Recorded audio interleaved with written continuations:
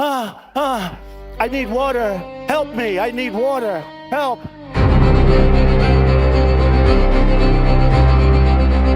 মধ্যপ্রাচ্যের কয়েকটি স্থানে ইরানের নাম ব্যবহার করে খোদ যুক্তরাষ্ট্রই হামলা চালিয়েছে বলে পক্ষে বিপক্ষে বইছে আলোচনার ঝড়। আর সেই আলোচনায় উঠে এসেছে যুদ্ধের শত্রুকে পরাস্ত করার ফলস ফ্ল্যাগ অপারেশন পদ্ধতি, যেখানে অন্য দেশের নাম ব্যবহার করে নিজেরাই হামলা চালায় প্রতিপক্ষ, যাতে করে আক্রান্ত দেশ প্রতিশোধের নেশায় ঝাঁপিয়ে পড়ে।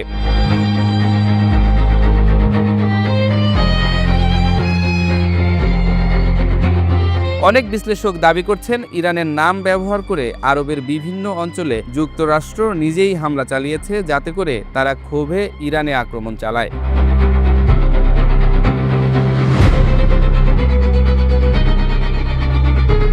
যুদ্ধের ১৭তম দিনে এসে ইরানের অকল্পনীয় প্রতিরোধে দিশে হারিয়ে ফেলেছেন ট্রাম্প। তিনি এখন মিত্রদের দ্বারস্থ হচ্ছেন যুদ্ধজাহাজ সহায়তার দাবিতে, কিন্তু সেখানেও ব্যর্থ। যুক্তরাষ্ট্রের মিত্ররা বলছেন, ট্রাম্পের কথায় তারা কখনোই ইরানের বিরুদ্ধে অবস্থান নেবেন না। বিশ্লেষকরা একে দেখছেন ইরানের কূটনৈতিক বিজয় হিসেবে।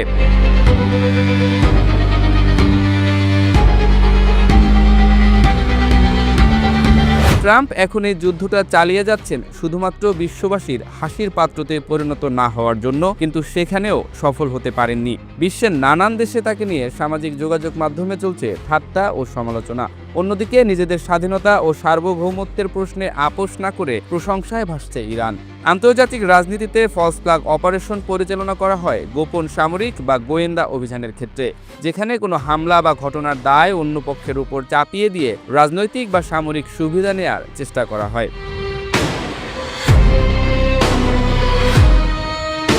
কিছু বিশ্লেষক ও সমালোচক দীর্ঘদিন ধরেই দাবি করে আসছেন, বিশ্বের বিভিন্ন সংঘাতে বড় শক্তিগুলো মাঝে মাঝে এমন কৌশল ব্যবহার করেছে। যুক্তরাষ্ট্রকেও ঘিরে এমন অভিযোগ বিভিন্ন সময় সামনে এসেছে। বিশেষ করে মধ্যপ্রাচ্যের যুদ্ধগুলো নিয়ে এই বিতর্ক নতুন নয়।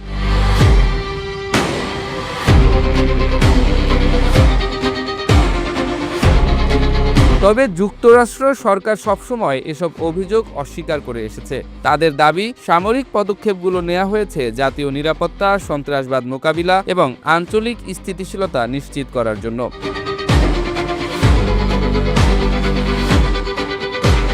রাজনৈতিক বিশ্লেষকদের মতে ফলস ফ্ল্যাগ ধারণাটি আন্তর্জাতিক রাজনীতিতে অত্যন্ত বিতর্কিত। কিছু ক্ষেত্রে ইতিহাসে গোপনে অভিযানের উদাহরণ পাওয়া গেলেও প্রতিটি সংঘাতকে এই তত্ত্ব দিয়ে ব্যাখ্যা করা সম্ভব নয়।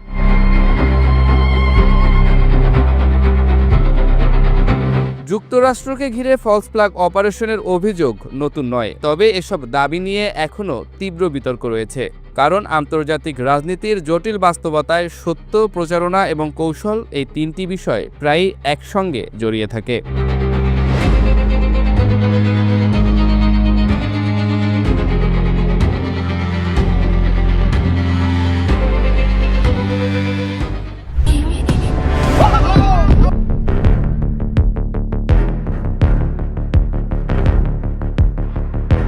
ইসরায়েলের প্ররোচনায় যুক্তরাষ্ট্র যৌথভাবে ইরানে হামলা চালায়। এখন এই ইরান যুদ্ধের প্রভাব বিশ্ব জ্বালানি বাজারে ছড়িয়ে পড়েছে। হরমুজ প্রণালী ঘিরে তেলবাহী জাহাজ চলাচল বাধাগ্রস্ত হওয়ায় বিশ্বের তেল সরবরাহে তীব্র অনিশ্চয়তা তৈরি হয়েছে। এমন পরিস্থিতিতে বাজারে স্থিতিশীল রাখতে এবার নিজেদের মজুদ তেল ছাড়তে শুরু করেছে জাপান। জাপানের রাষ্ট্রীয় সম্প্রচার মাধ্যম এনএইচকে-র খবরে বলা হয়েছে, দেশটি প্রথম ধাপে বেসরকারি খাতের তেলের মজুদ থেকে সরবরাহ শুরু করেছে। মূল লক্ষ্য হচ্ছে বাজারে সরবরাহ ঠিক রাখা এবং জ্বালানি ঘাটতির আশঙ্কা কমানো।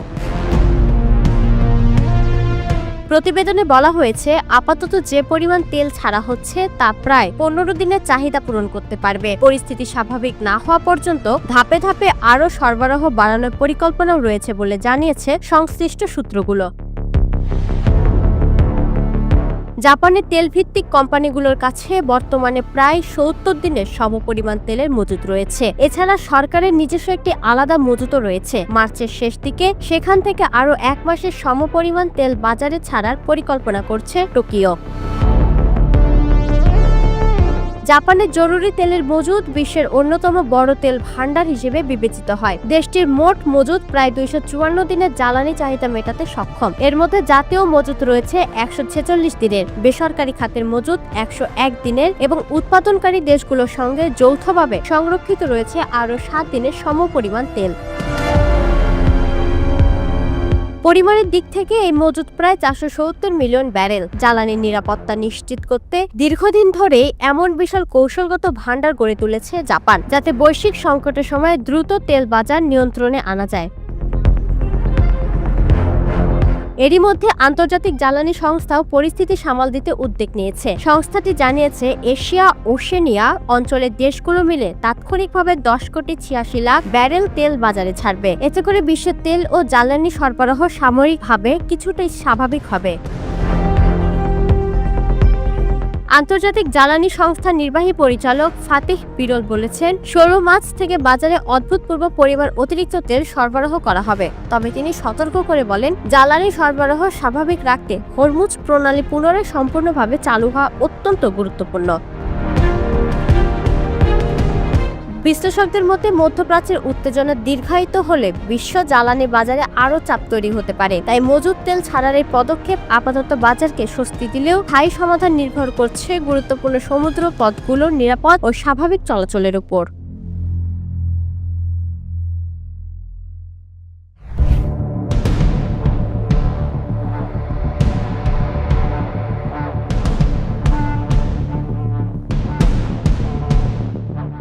শুধুমাত্র মজা করার জন্য ইরানের খার্ক দ্বীপে আবার হামলা চালানোর ঘোষণা দিয়েছেন মার্কিন প্রেসিডেন্ট ডোনাল্ড ট্রাম্প। তার এই মন্তব্য মধ্যপ্রাচ্যের চলমান উত্তেজনাকে আরও বাড়িয়ে দিয়েছে। বিশ্লেষকদের মতে এমন বক্তব্য শুধু কূটনৈতিক উত্তেজনাই বাড়াচ্ছে না, বরং যুদ্ধকে আরও অপ্রত্যাশিত পর্যায়ে ঠেলে দিচ্ছে। খার্ক দ্বীপ ইরানের তেল রপ্তানির প্রধান কেন্দ্র। দেশটির বেশিরভাগ অপরিশোধিত তেল এখানকার টার্মিনাল থেকেই আন্তর্জাতিক বাজারে যায়। ফলে এই দ্বীপে হামলা মানে শুধু সামরিক আঘাত নয়, ইরানের অর্থনীতির উপর সরাসরি চাপ সৃষ্টি করা। সাম্প্রতিক হামলায় দ্বীপের আশপাশের সামরিক স্থাপনাগুলো লক্ষ্যবস্তু করা হলেও তেল অবকাঠামোর বড় অংশ অক্ষত রয়েছে বলে আন্তর্জাতিক বিশ্লেষকদের ধারণা। তবে যুক্তরাষ্ট্র আবার হামলা চালালে পরিস্থিতি ভিন্ন হতে পারে, কারণ তেহরান ইতোমধ্যে ঘোষণা দিয়েছে খার্ক দ্বীপকে তারা কৌশলগত প্রতিরক্ষা বলয়ে পরিণত করেছে। আইআরজিসি জানিয়েছে পারস্য উপসাগর জুড়ে তাদের উপকূলীয় ক্ষেপণাস্ত্র ব্যবস্থা, ড্রোন স্কোয়াড্রন এবং দ্রুতগামী নৌবাহিনীর উচ্চ সতর্কতায় রয়েছে। সামরিক বিশেষজ্ঞদের মতে যুক্তরাষ্ট্র যদি আবার খার্ক দ্বীপে হামলা চালায় তাহলে ইরান কয়েকটি ধাপে প্রতিরোধ গড়ে তুলতে পারে। প্রথমত, পারস্য উপসাগরে অবস্থান করা মার্কিন যুদ্ধজাহাজ বা সামরিক উপস্থিতিকে লক্ষ্য করে উপকূলীয় ব্যালিস্টিক ও অ্যান্টিশিপ মিসাইল ব্যবহার করা হতে পারে। সাথে হরমুজ প্রণালীর নিরাপত্তা পরিস্থিতি অস্থির করে বৈশ্বিক জ্বালানি সরবরাহে প্রভাব ফেলার কৌশলও নেওয়া হতে পারে। ইরানের সামরিক কৌশলে আরেকটি গুরুত্বপূর্ণ বিষয় হলো মোজাইক ডিফেন্স, যেখানে ছোট ছোট ইউনিট ও দ্রুতগামী নৌযান ব্যবহার করে বৃহৎ নৌবহরের বিরুদ্ধে আঘাত হানার পরিকল্পনা থাকে। ফলে পারস্য উপসাগরের সংকীর্ণ জলপথে সংঘর্ষ হলে যুক্তরাষ্ট্রের জন্য পরিস্থিতি জটিল হয়ে উঠতে পারে বলে মনে করছেন বিশ্লেষকরা। খার্ক দ্বীপ এখন ইরান যুক্তরাষ্ট্র উত্তেজনার কেন্দ্রবিন্দুতে পরিণত হয়েছে। ট্রাম্পের নতুন হুমকি শুধু সামরিক সংঘাতের ঝুঁকি বাড়াচ্ছে না, বরং পারস্য উপসাগর এবং বৈশ্বিক জ্বালানি বাজারকেও অস্থির করে তুলছে।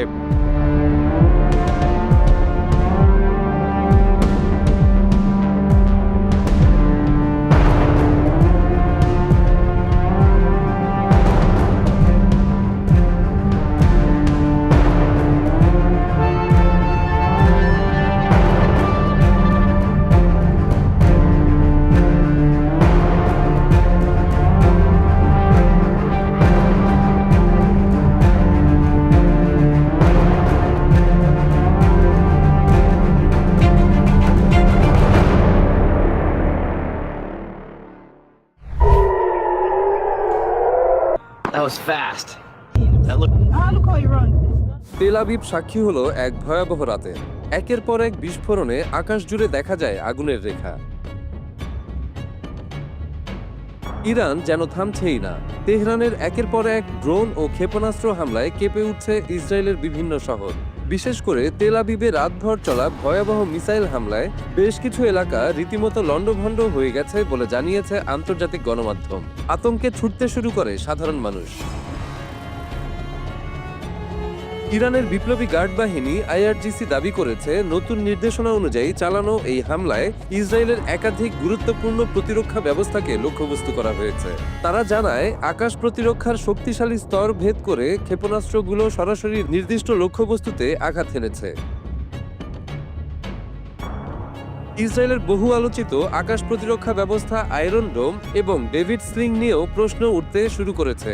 ইরানের দাবি, ধারাবাহিক হামলার চাপে এই প্রতিরক্ষা ব্যবস্থাগুলো কার্যত অকার্যকর হয়ে পড়েছে এবং বেশ কয়েকটি স্থানে প্রতিরক্ষা স্তর ভেদ করে ক্ষেপণাস্ত্র ঢুকে গেছে।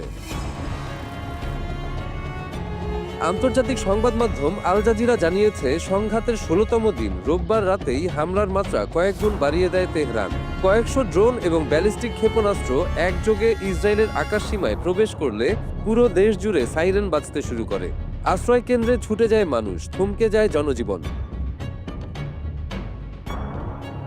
বিশেষ করে তেল আবিবে একাধিক এলাকায় বিস্ফোরণের খবর পাওয়া যায়। ইসরায়েলি পুলিশ জানিয়েছে, শহরের বিভিন্ন স্থানে তারা তদন্ত চালিয়ে রকেট এবং নিক্ষিপ্ত গোলার ধ্বংসাবশেষ উদ্ধার করেছে। শুরুতে হতাহতের কোনো খবর না মিললেও পরে পরিস্থিতি ভিন্ন রূপ নিতে শুরু করে। ইসরায়েলি সংবাদ মাধ্যম দ্য টাইমস অফ ইসরায়েল জানায়, বিস্ফোরণের ধ্বংসাবশেষের আঘাতে বেশ কয়েকজন আহত হয়েছেন।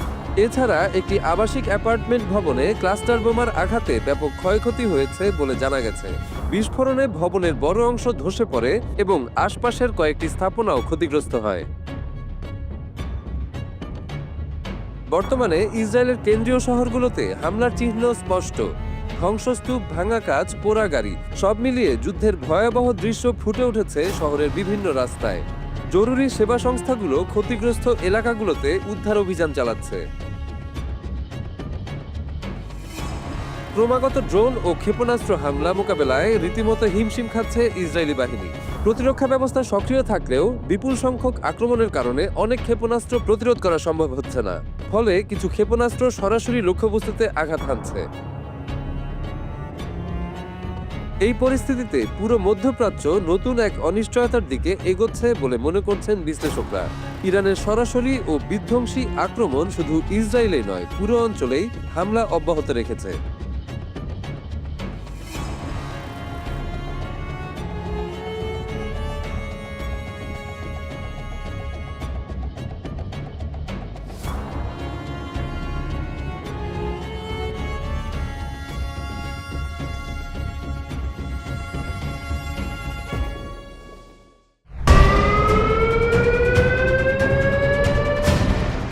একা লড়াই করে যাওয়া ইরানকে ঠেকাতে সবাইকে এক হওয়ার আহ্বান জানিয়েছেন ট্রাম্প।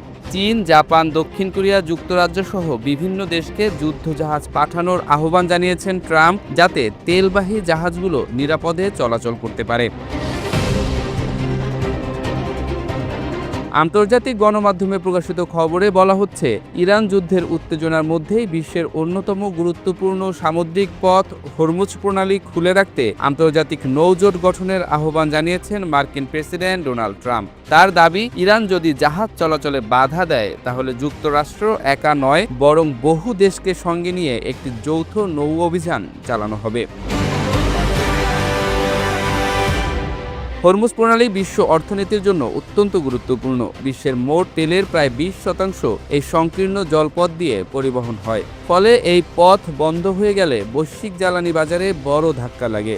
ইতোমধ্যে যুদ্ধের কারণে বহু জাহাজ চলাচল কমে গেছে এবং তেলের দাম দ্রুত বাড়তে শুরু করেছে। তবে সামরিক বিশ্লেষকদের মতে এমন একটি নৌজোট গঠন করা সহজ নয়, কারণ অনেক দেশেই সরাসরি যুদ্ধে জড়াতে চায় না। উদাহরণস্বরূপ, জাপানের সংবিধান তাদের সামরিক বাহিনীকে বিদেশে যুদ্ধ অভিযানে পাঠানোর ক্ষেত্রে এক কঠোর সীমাবদ্ধতা দেয়। ফলে তারা সরাসরি সংঘাতে অংশ নেবে কিনা তা নিয়ে অনিশ্চয়তা রয়েছে। আরেকটি বড় প্রশ্ন হলো এই জোট আদৌ কার্যকর হবে কিনা, কারণ হরমুজ প্রণালী ভৌগোলিকভাবে খুব সংকীর্ণ এবং ইরানের উপকূল থেকে খুব কাছাকাছি। ফলে ইরান চাইলে উপকূলীয় ক্ষেপণাস্ত্র, ড্রোন বা নৌমাইন ব্যবহার করে খুব দ্রুত জাহাজ চলাচল ব্যাহত করতে পারে বলে মনে করছেন অনেক সামরিক বিশেষজ্ঞ। ইরানও ইতোমধ্যে দাবি করেছে তারা এই প্রণালীর উপর শক্ত নিয়ন্ত্রণ রাখছে এবং প্রয়োজন হলে শত্রু দেশের জাহাজ চলাচল বন্ধ করে দিতে পারে।